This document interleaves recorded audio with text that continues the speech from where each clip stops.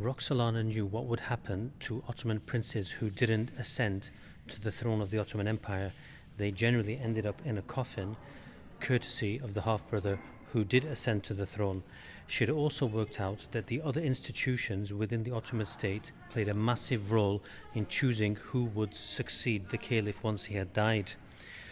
She also knew that the Janissaries' choice was Mustafa, the son of Mahidevran, and she also knew that Ibrahim Pasha, the Grand Vizier, favoured Mustafa as well. So if Suleiman was to pass away, then very quickly the institutions of Ottoman power would agree on Mustafa. He would become the Sultan Caliph, and then her children would end up in coffins. So Roxolana had to act. But what could she do, and how was she going to do it?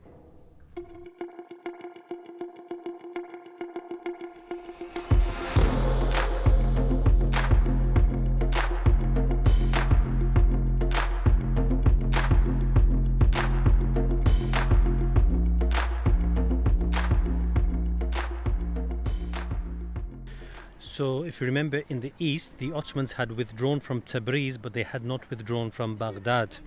The only problem now was that there was no agreed upon border between the Ottomans and the Safavids, which led to further skirmishes in the 1540s and the 1550s. Eventually, both sides decided to sit down and discuss what the border should be. The border was settled, but interestingly, in the discussions, the Ottomans not only got to keep Baghdad, but they also got to keep the cities of Najaf and Karbala, the Shia holy sites, on the condition that they allowed Shia pilgrims from the Safavid Empire safe passage to the cities, and they agreed to that, no problems. Both sides were unable to decisively finish off the other, so therefore they had decided to coexist with their differences and compromise. However, there could be no compromise for Roxolana and her plan for the Ottoman succession. Roxolana started to whisper in the ears of Suleiman, telling him that Ibrahim Pasha was getting too powerful and people in Constantinople were questioning who the real ruler was. As the Grand Vizier, he had the second highest position that someone could have in the Ottoman Empire. He'd also accumulated huge amounts of wealth, and Suleiman had appointed him to be the head of the army in the European provinces. So Suleiman started to ponder, because Roxolana knew which buttons to press. One day, the citizens of Constantinople got up in the morning and started to go to work, and they walked past the walls of the Topkapi Palace and they found a corpse. It was Ibrahim. He had been strangled during his sleep, and during the night he'd been thrown from the walls of the Topkapi Palace. Suleiman had believed Roxolana, and he had decided to execute his Grand Vizier and his best friend from childhood.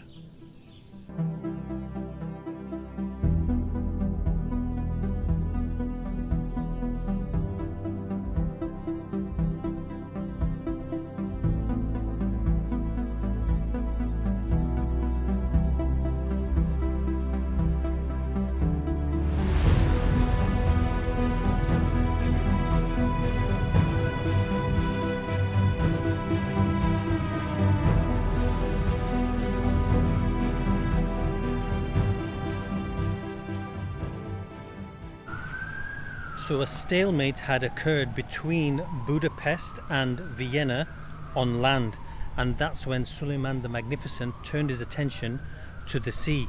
The Ottoman foes were great seafaring nations, people like the Venetians and the Genoese, and especially the Spanish. They were in the Americas, and also a Spanish crew led by Magellan had just completed the world's first circumnavigation. So Suleiman was literally in uncharted waters. Enter a man for the Ottomans who became a famous sea captain and admiral called Khairuddin Pasha.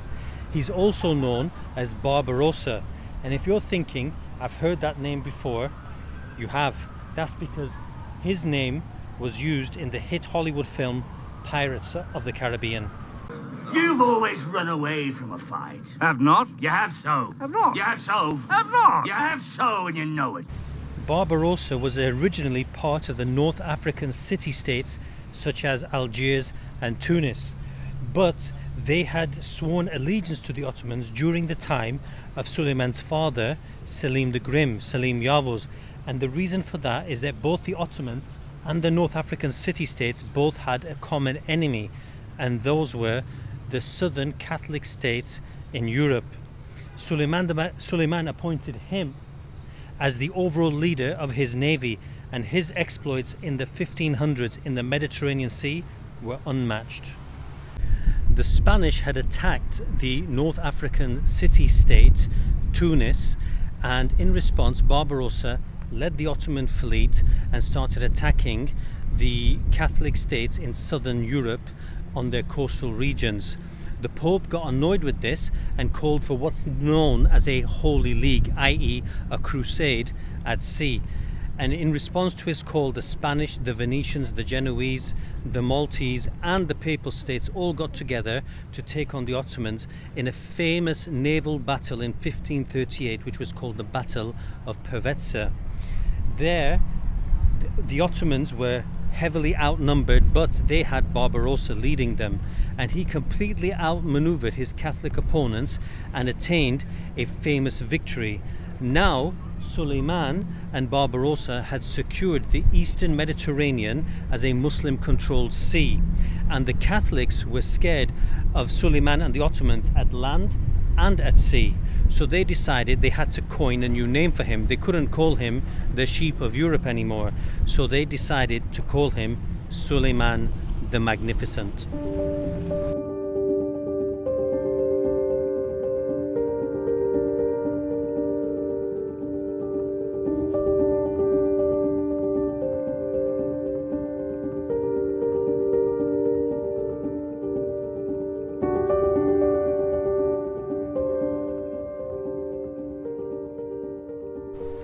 Now that Ibrahim Pasha had been executed, the Ottoman Empire needed a new Grand Vizier, and they appointed a man called Rustam Pasha, who turned out to be a very good Grand Vizier for Suleiman, a very good advisor, but he also was a good Grand Vizier for Roxolana, because he was married to Roxolana's daughter called Mihrima, and therefore she became the son-in-law, which is a man she's allowed to meet and talk to.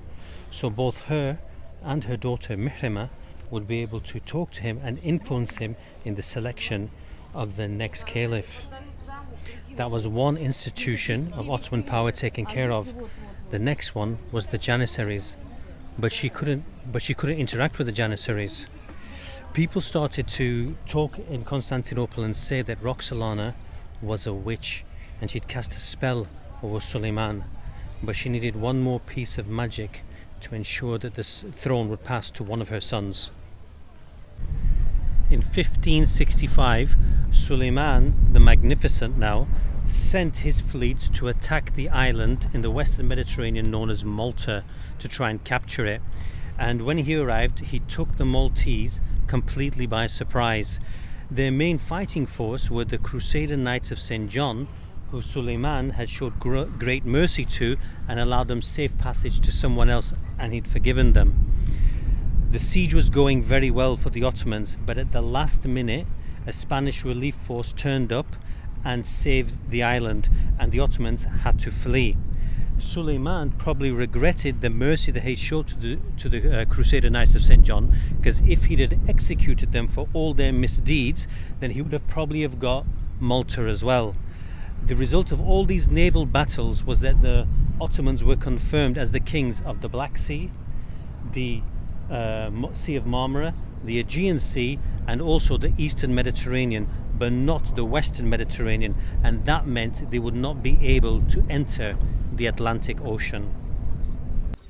Roxolana and Rustam Pasha started to tell Suleiman that Mustafa is very much liked by the Janissaries and is their favourite, and therefore should he wish to do a military coup over his father, just like Selim the Grim did over Bayezid II, then it would be very easy for him. In fact, that they told him that he was actually planning that. So Suleiman decided to call Mustafa before him, and Mustafa turned up for the interrogation, except it wasn't an interrogation, it was actually an execution. He had believed Roxolana and Rustam Pasha and decided to act. And all Roxolana's magic had worked, and now her sons were the heirs to the throne of the Ottoman Empire.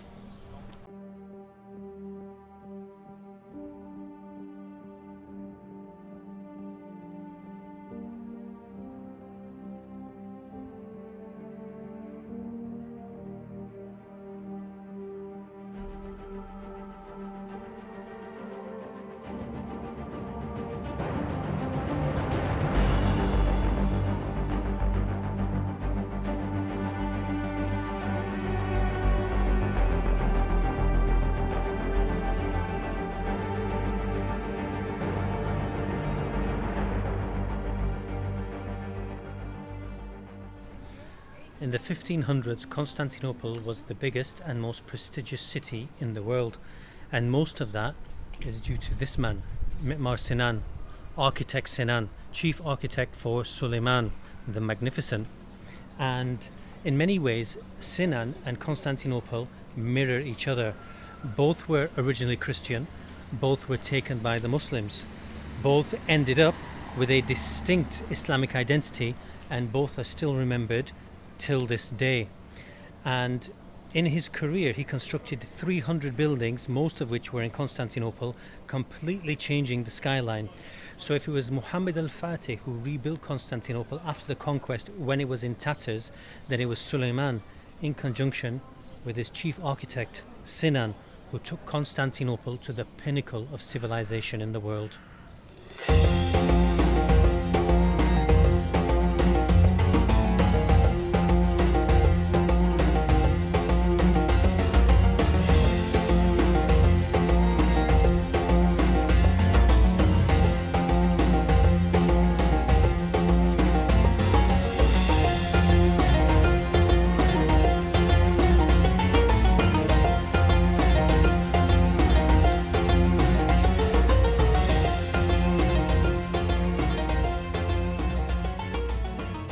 In 1558, Roxolana was 56 years of age, and she'd lived a very, very long life with Suleiman, and she'd given him many children, and she'd been his advisor for decades.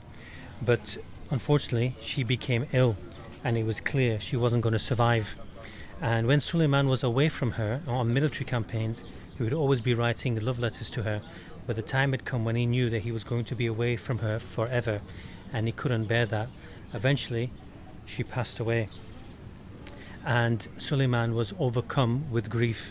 The combination of the execution of his son, the execution of his Grand Vizier and best friend Ibrahim Pasha, and the loss of the love of his life was too overbearing for him, and he lived the rest of his life in sadness and was withdrawn from the rest of the people in the palace. And he was even more devoted to his religion in this time period.